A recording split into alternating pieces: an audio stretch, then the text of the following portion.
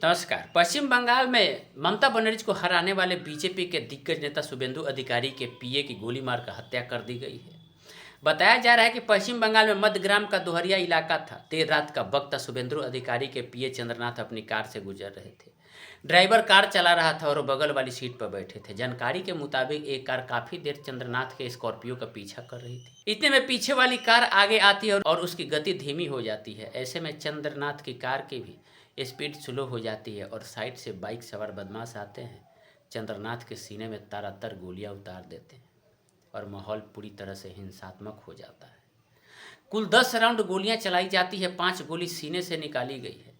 पश्चिम बंगाल में चुनाव नतीजे आने और बीजेपी की जीत के बाद लगातार हिंसा, आगजनी और तोड़फोड़ की खबरें आ रही है।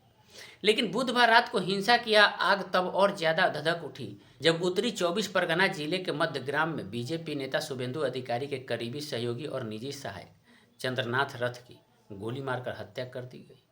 चंद्रनाथ कई सालों से शुभेंदु के साथ काम कर रहे थे। उन पर दोहरिया इलाके में एक सड़क पर हमला किया गया। कई गोलियां लगने के बाद तुरंत एक प्राइवेट हॉस्पिटल ले जाया गया, जहां डॉक्टरों ने उन्हें मृत घोषित कर दिया।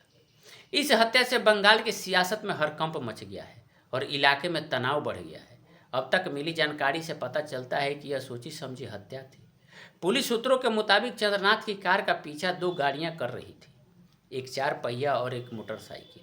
कथित तौर पर पीछा करने वाली कार ने चंद्रनाथ की गाड़ी को ओवरटेक किया, जिससे कार को धीमा करना पड़ा। कुछ ही पलों बाद बाइक पर सवार हमलावरों ने बहुत करीब से गोलीबारी शुरू कर दी, जिसमें से 3 गोलियां चंद्रनाथ के सीने, पेट और सिर में लगी। बीजेपी नेता सुकांता मजूमदार ने कहा कि चंद्रनाथ के सीने से 5 गोलियां निकाली गई। चश्मदीदों ने पुलिस को बताया कि हमले में इस्तेमाल की गई मोटरसाइकिल पर कोई रजिस्ट्रेशन प्लेट नहीं थी, जिससे यह शक पैदा होता है कि यह हमला पहले से ही सोच समझकर किया गया था। गोलीबारी में गाड़ी का ड्राइवर भी घायल हो गया, जिसका कोलकाता के एसएसकेएम अस्पताल में इलाज चल रहा है। उसकी हालत गंभीर बताई जा रही है। सूत्रों ने बताया कि घटनास्थल से बरामद गोलियों के खोखे इस बात का संकेत देते हैं कि हमले में किसी छोटे हथियार, संभवतः ऑस्ट्रेलिया में बनी ग्लॉक पिस्टल का इस्तेमाल किया गया होगा। हालांकि जांचकर्ताओं ने आगाह किया है कि सटीक हथियार की पुष्टि केवल फोरेंसिक जांच के बाद ही हो पाएगी।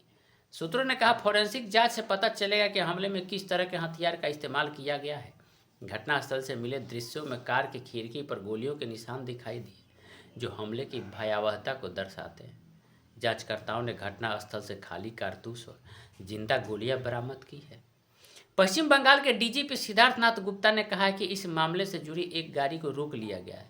उन्होंने कहा, कार की नंबर प्लेट के साथ छेड़छाड़ की गई है। हमने गाड़ी को जब्त कर लिया है, उसमें से चले हुए कारतूस और